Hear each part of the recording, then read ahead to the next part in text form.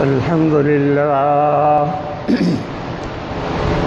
لله نحمده ونستعينه ونستغفره ونؤمن به ونتوكل عليه ونعوذ بالله من شرور أنفسنا ومن سيئات أعمالنا من يهده الله فلا مضل له ومن يضلله فلا هادي له ونشهد أن لا إله إلا الله وحده لا شريك له ونشهد أن سيدنا ومولانا محمدا عبده ورسوله صلى الله تعالى عليه وعلى آله وأصحابه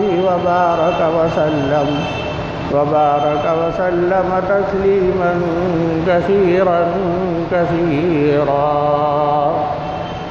أما بعد فأعوذ بالله من الشيطان الرجيم بسم الله الرحمن الرحيم إن الذين يؤذون الله ورسوله لعنهم الله في الدنيا والآخرة وأعد لهم عذابا مهينا والذين يؤذون المؤمنين والمؤمنات بغير ما اكتسبوا فقد احتملوا بهتانا وإثما مبينا آمنت بالله صدق الله مولانا العظيم. بزرگان محترم و برادران عزیز، گزشتہ جمعے بات چل رہی تھی اللہ کے رسول کی رسالت کے بعد کے واقعات پر، اور بات پوری ہوئی تھی امیر المومنین حضرت عمر بن الخطاب رضی اللہ عنہ کے ایمان لانے پر. ادھر یہ حضرات ایمان لائے، حضرت امیر المومنین حضرت عمر رضی اللہ عنہ، حضرت سید الشہداء حضرت حمزہ رضی اللہ عنہ. تو اب کافروں کی طرف سے مسلمانوں پر ظلم و تشدد کے سلسلے شروع ہو گئے. آزاد جو تھے ان پر تو ان کا بس نہیں چلتا تھا، لیکن جو مسلمان کسی کا غلام ہو اس پر وہ ظلم و تشدد کی انتہا کر دیتے تھے. چنانچہ حضرت بلال حبشی رضی اللہ عنہ ایک کافر کے غلام تھے اور ان پر ظلم و تشدد کی انتہا کر دی تھی. رات کو مارنا اور دن میں مکے کی تپتی ہوئی دھوپ میں زمین پر لٹا کر بھاری پتھر رکھنا. مگر اللہ رب کریم نے ایسا ایمان عطا فرمایا تھا کہ وہ کچھ بھی کر لیتے، لیکن یہ احد احد ہی کہا کرتے تھے. ایک موقع پر ایسا بھی ہوا کہ حضرت امیر المومنین حضرت ابو بکر صدیق رضی اللہ عنہ نے انہیں سمجھانے کی کوشش کی، لیکن وہ نہیں سمجھے. پھر حضرت نے یہ کیا کہ ایک طاقتور، صحت مند اور بہت ہی توانا غلام لیا جو کافر تھا، حضرت کا غلام تھا. اسے لے جا کر حضرت بلال حبشی رضی اللہ عنہ کے مالک کو کہا کہ تو یہ لے لے اور یہ مجھے دے دے. اس پہ راضی ہو گیا تو یوں حضرت کو لے کر رہا کیا، جس پر ان کے والد نے یہ بھی کہا حضرت ابی قحافہ رضی اللہ عنہ نے کہ بھئی کوئی اچھا تگڑا صحت مند غلام لیتے، یہ کیا کمزور غلام تم نے بدلے میں لیا ہے. اور وہ اس وقت تک مشرف اسلام بھی نہیں ہوئے تھے، مگر انہیں اندازہ نہیں تھا کہ جو سودا کیا یہ بہت بڑی تجارت کی ہے، اور یہ امام المؤذن بنیں گے. امام المؤذن، تمام مؤذنوں کے امام بنیں گے. اسی طرح سے دیگر صحابہ اور صحابیات پر بھی ظلم و تشدد کرتے رہے. ایک صحابیہ ہیں حضرت سمیہ رضی اللہ عنہا، ان پر بھی ظلم و تشدد کرتے رہے، اور یہ اسلام کی سب سے پہلی خاتون ہیں جو اسلام کی وجہ سے شہید کی گئی، اور ان کی شہادت ہوئی، اور یہ پہلی مسلمان صحابیہ ہیں جنہوں نے شہادت دی۔ بہرحال یہ سلسلہ چلتا رہا۔ پھر کافروں نے سوچا کہ کوئی کام ایسا کیا جائے کہ جس سے ہمارا معاملہ بہتر ہو۔ چنانچہ پھر ابو جہل اور دیگر اس میں جمع ہوئے اور اپنی میٹنگ میں یہ فیصلہ کیا کہ یا تو ابو طالب آپ صلی اللہ علیہ وسلم کو ہمارے حوالے کر دیں کہ ہم انہیں نعوذ باللہ قتل کر دیں، اور یا پھر آج سے ہمارا ان کا بائیکاٹ ہے۔ اور بائیکاٹ کے اندر عالم یہ تھا کہ ایسا متحدہ بائیکاٹ کیا تھا کہ کہا کہ بنو ہاشم اور ان کے ماننے والے سب سے تعلقات سے ہمارا ختم، نہ خوشی نہ غمی نہ شادی نہ بیاہ، کچھ نہیں ہوگا۔ اور یہ فیصلہ کر کے ایک تحریر کی جس کے سر نامہ پر، یعنی سب سے اوپر، ہم تو اب بسم اللہ الرحمن الرحیم لکھتے ہیں، اس پر لکھا جاتا تھا بسمک اللہم، اوپر بسمک اللہم لکھا اور نیچے یہ تحریر کر کے بیت اللہ شریف کے اندر ٹانگ دی۔ جب یہ بات معلوم ہوئی ابو طالب کو تو وہ جگہ اب تو خیر بالکل حرم کے قریب آ گئی، جسے شیعب ابی طالب کہتے ہیں۔ یہ سن 790 کا واقعہ۔ ابو طالب تمام بنو ہاشم کو لے کر اور آپ صلی اللہ علیہ وسلم اور آپ کے ماننے والوں کو لے کر سب کے سب کو، جس میں بہت سے غیر مسلم بھی شامل تھے مگر خاندان کی وجہ سے سوائے ابو لہب کے سارے اس گھاٹی کے اندر چلے گئے جسے شیعب ابی طالب کہتے ہیں۔ درہ تھا وہ پہاڑوں کے بیچ میں، اور یہ مکے کے لوگوں نے ایسا بائیکاٹ کیا کہ شادی بیاہ خوشی غمی تو سب ختم ہے ہی، اگر ان میں سے کوئی مر گیا تو جنت المعلی میں بھی دفنانے کی اجازت نہیں ہوگی۔ مکے کا وہی قبرستان ایک تھا۔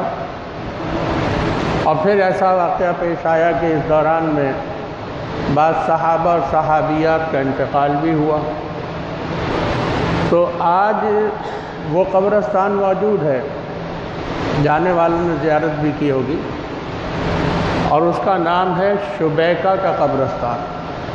جب حرم شریف کے باب العمرہ سے نکلیں اور سامنے پل ہے تو پل پہ چڑھنے کی بجائے اس کے برابر سے آئیں تو وہاں پہ قبرستان ہے، اور اگر پل پر چڑھ جائیں تو تھوڑا سا چڑھنے کے بعد سیدھے ہاتھ پر قبرستان ہے، چار دیواری کے اندر۔ اور یہ زمین تھی ہماری اماں ام المومنین حضرت خدیجۃ الکبریٰ الطاہرہ رضی اللہ عنہا کی۔ اماں نے مسلمانوں کے لیے وقف کی کہ یہاں مسلمانوں کو دفنا، اور وہاں قبریں ہیں صحابہ کرام کی، ابھی بھی موجود ہیں۔ چنانچہ یہ ایک سلسلہ یہ ہو گیا۔ دوسری طرف یہ ہوا کہ چونکہ مسلمانوں کے حالات مالی بھی کمزور تھے، جو کچھ پیسہ تھا وہ لے کر درے میں چلے گئے، کھانے پینے کے مسائل۔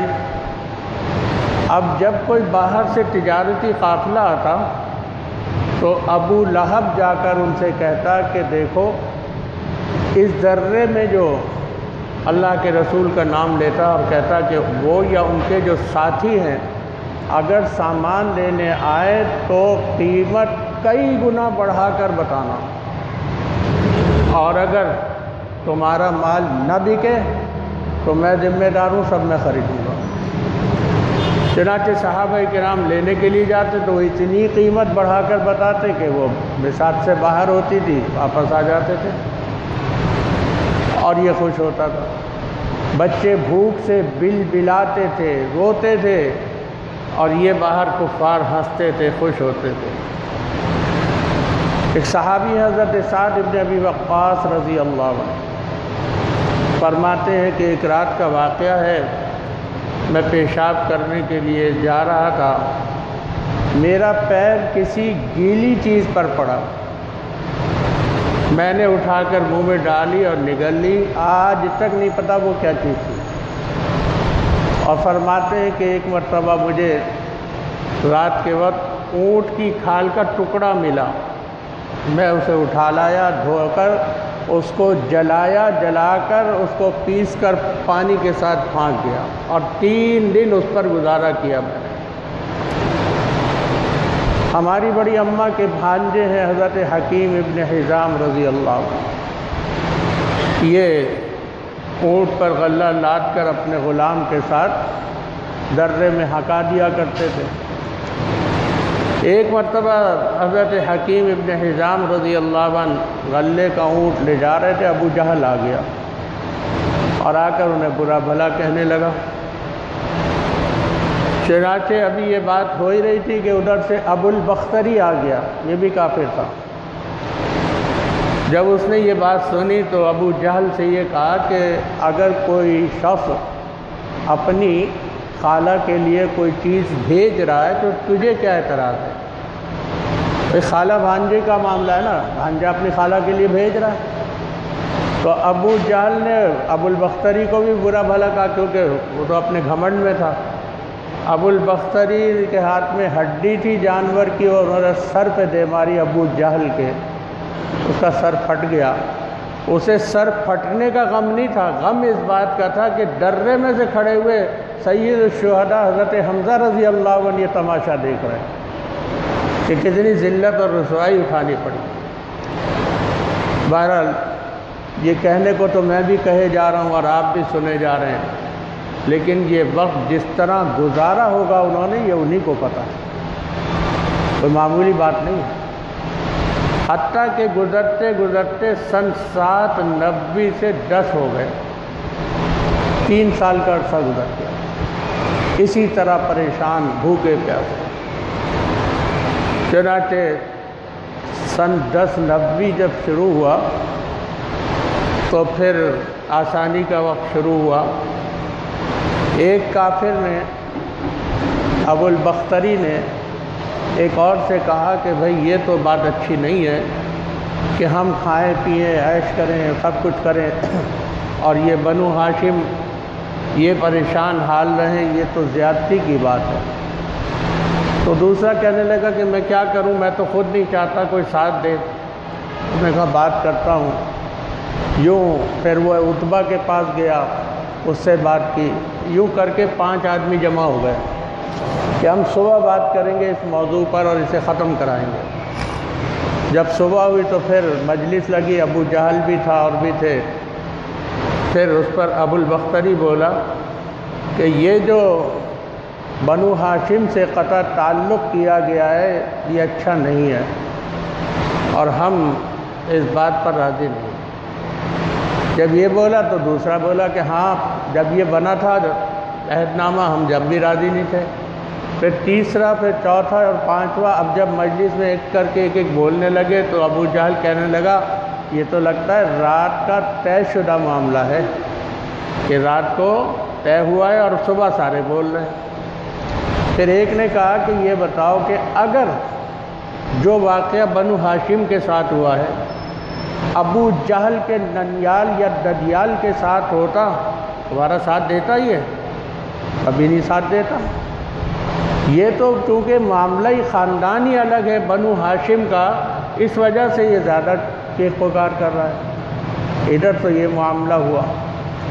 دوسری طرف معاملہ یہ ہوا کہ اللہ کے رسول نے ابو طالب سے یہ فرمایا کہ ان کافروں نے جو مقاطعہ نامہ لکھا تھا اس سے سارے کو دیمک کھا گئی ہے اور صرف اوپر اللہ تعالیٰ کا نام باقی ہے، بسمک اللہم۔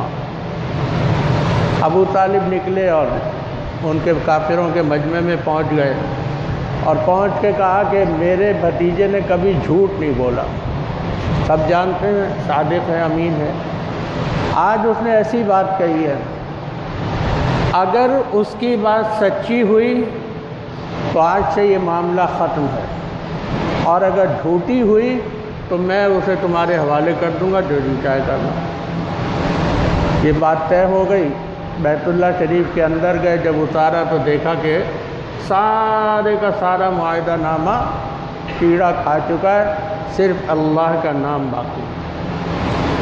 اب یہ 3 سال شیعہ ابی طالب میں گزارے، اور یہ کہنا آسان ہے، بہت مشکل کام ہے، مگر ادھر چونکہ متحد سے سارے کافر بائیکاٹ کیا تھا، اور اللہ کے رسول سے دشمنی کی وجہ سے، مگر اللہ تعالیٰ نے مدد فرمائی، 3 سال بعد باہر آ گئے۔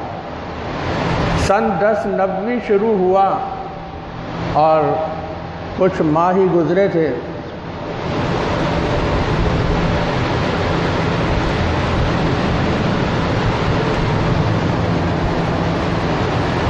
کہ ایک واقعہ پیش آیا، اور وہ یہ کہ ابو طالب کا انتقال ہو گیا۔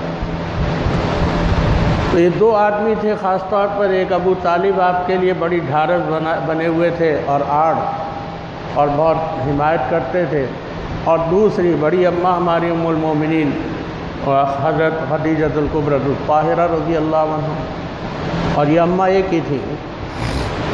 چنانچہ سن 1090 شروع ہونے کے کچھ عرصے بعد ابو طالب کا انتقال ہو گیا، اور 3 یا 4 دن گزرے یا 5 دن اماں کا بھی انتقال ہو گیا۔ اب ظاہری اسباب ہوتے ہیں کہ آدمی کو ایک ڈھارس ہوتی ہے، تسلی دینے والا ہوتا ہے، اور دونوں چلے گئے۔ بہرحال سن 1090 کا آپ نے نام عام الحزن رکھا، غم کا سال۔ مکے میں لوگ پریشان کرتے رہے، صحابہ کرام ہجرت فرما گئے جو ہے حبشہ کی طرف، اور وہاں بھی صحابہ کو کامیابی ہوئی، کافر بڑے رسوا ہوئے۔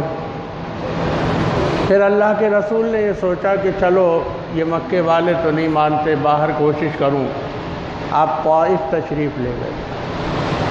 طائف میں عبد یالیل کے بیٹے تھے عتبہ، شیبہ اور ایک اور، ان پر جا کر آپ نے اسلام پیش کیا، تو 2 نے تو صاف انکار کر دیا اور برا بھلا کہا، اور ایک نے کہا کہ اگر آپ واقعی نبی ہیں تو میں آپ سے بات ہی نہیں کرتا۔ حالانکہ انکار اس نے بھی کیا، اس نے دوسرے انداز میں کیا، انہوں نے دوسرے انداز میں،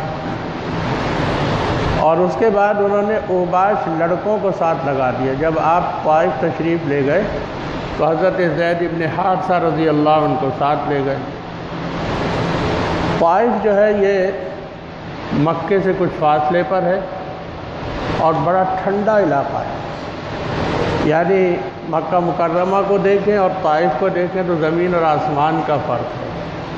اس کے بارے میں لکھا ہے علماء نے کہ طائف اصل میں مکے کا علاقہ نہیں ہے، اور طائف کا نام طائف اسی لیے ہے کہ یہ شام کا علاقہ تھا، اللہ رب کریم نے اسے وہاں سے اٹھایا اور اس نے بیت اللہ کا چکر لگایا، 7 چکر لگا کے اللہ نے اس کو یہاں پر قائم فرما دیا۔ ٹھنڈا علاقہ ہے، جہاں تک میرے علم میں ہے، میرا جانا تو نہیں ہوا کبھی کہ وہاں پنکھے بھی نہیں لگے ہوتے، بہت ٹھنڈا علاقہ ہے۔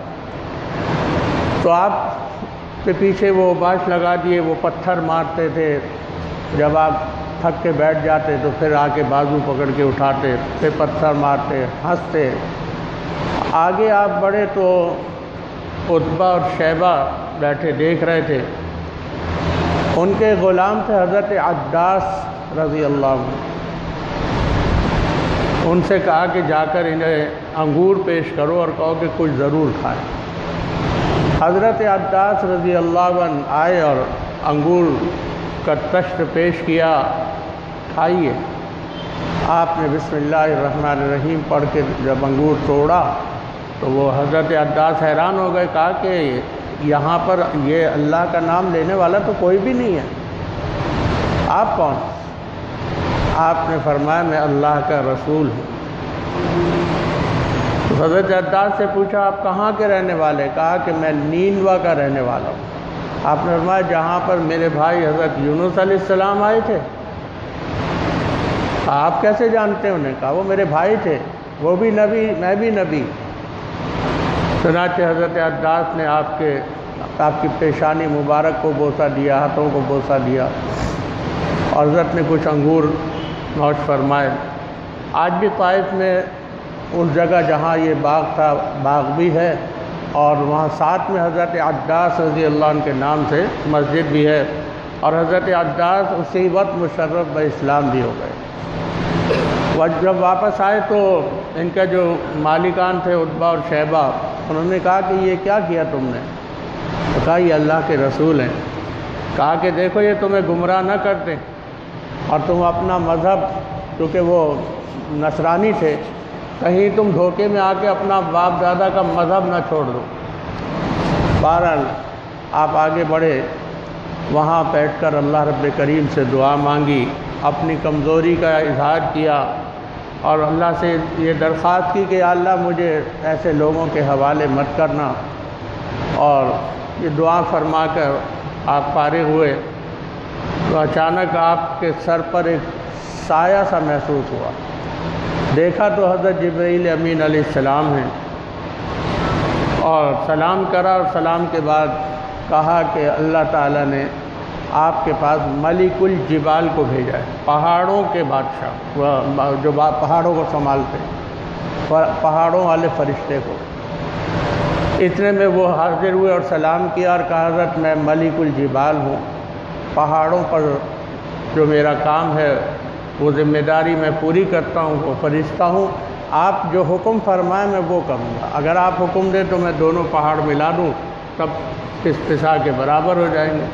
آپ نے فرمایا میں اس لیے نہیں بھیجا گیا، خلاصہ یہ کہ میں رحمت بنا کے بھیجا گیا ہوں، امید ہے کہ ان کی اولاد میں دین اسلام کے ماننے والے پیدا ہوں۔ پھر آپ وہاں سے نا امید ہو کر واپس مکہ مکرمہ تشریف لائے۔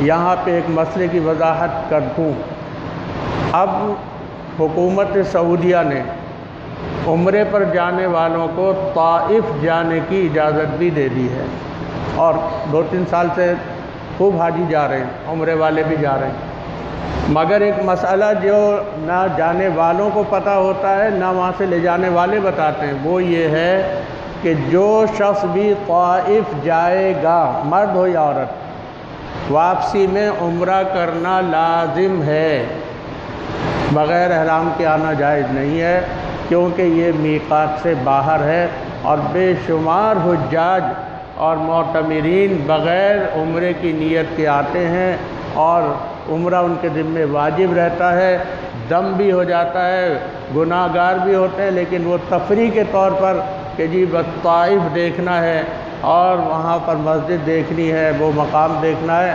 مگر یہ بھول جاتے ہیں۔ بہرحال اللہ کے رسول نے واپسی میں احرام باندھا، مکہ مکرمہ تشریف لائے، عمرہ ادا فرمایا، اور اس کے بعد پھر آپ نے حاجیوں پر محنت شروع فرمائی۔ مدینہ طیبہ سے آنے والے حجاج کرام سے آپ نے منی میں جا کر بات فرمائی، جس میں مدینہ طیبہ میں بھی چونکہ یہودی ہی رہتے تھے تو انہیں معلوم تھا کہ آخری نبی آ چکے ہیں، اور مدینہ سے آنے والوں نے چاہا کہ ہم سبقت لے جائیں، چنانچہ کچھ صحابہ اور کچھ صحابیات نے آپ سے بیعت کی، اور وہ بیعت کہلاتی ہے بیعت عقبہ، اور جہاں پر آپ نے بیعت فرمایا تھا وہ جگہ جو ہے وہاں آج بھی مسجد بنی ہوئی ہے، وقت کے ساتھ پہاڑوں میں چھپ گئی تھی، ابھی چند سال پہلے پھر نکل گئی۔ جب جمرہ کبریٰ بڑا جمرہ کر کے مکے کی طرف آئے اور پل سے اترے تو سیدھے ہاتھ پر بڑے موٹے موٹے پتھروں کی اور اینٹوں کی مسجد بنی ہوئی ہے، سادی سی، وہاں آپ نے صحابہ کرام کو بیعت فرمایا تھا۔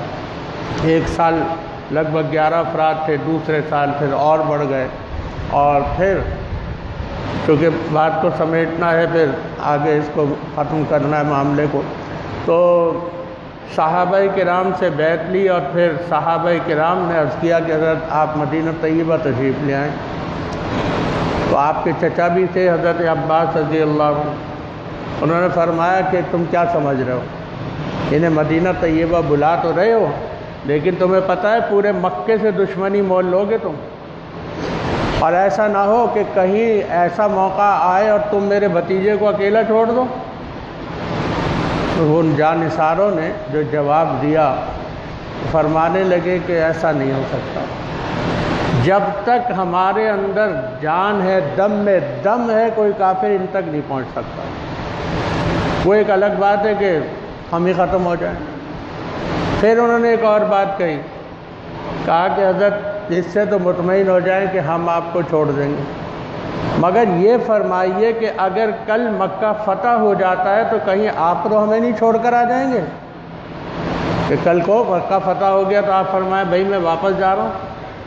آپ نے فرمایا میں تمہارے ساتھ اور تم میرے ساتھ، واپسی نہیں ہوگی، ہمیشہ وہیں رہوں گا۔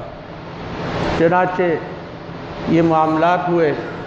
ادھر صحابہ کرام جو حبشہ گئے تھے وہ غلط خبر سن کر کے مکہ والے مان گئے اور مکہ فتح ہو گیا، آ گئے۔ پھر معلوم ہوا کہ خبر غلط ہے تو یہ حضرات پھر مدینہ ہجرت کر گئے۔ پھر محرم کے مہینے میں اللہ جل جلالہ نے آپ کو حکم دیا کہ آپ بھی ہجرت فرما دیں۔ چنانچہ آپ نے حضرت امیر المومنین حضرت ابو بکر صدیق رضی اللہ عنہ کو مطلع فرمایا۔ انہوں نے 2 اونٹنیاں خرید کر پالنی شروع کی، تیاری کی، اور محرم گزرا، سفر گزرا، اور ربیع الاول میں آپ نے ہجرت فرمائی۔ تو انشاءاللہ ہجرت کا واقعہ اور باقی جو کچھ واقعات ہیں اس میں اہم عرض کروں گا تاکہ ہمیں معلوم ہو آپ صلی اللہ علیہ وسلم کے بارے میں، آپ کی حیات طیبہ کے بارے میں، اور آگاہی ہو کہ آپ نے اور آپ کے صحابہ نے کتنی قربانیاں دیں اور کتنا اللہ کے لیے اپنے آپ کو دنیا سے دور کر کے دین پر قائم رہے۔ جو آج دین ہم تک پہنچا وہ انشاءاللہ عرض کروں گا۔ اللہ جل جلالہ اپنے فضل و کرم اور رحمت سے ہمیں، ہمارے اہل و عیال اور پوری امت مسلمہ کو آپ کے نقش قدم پر چلنے کی توفیق عطا فرمائیں۔ آمین ثم آمین، وما علینا الا البلاغ، وآخر دعوانا الحمد للہ رب العالمین۔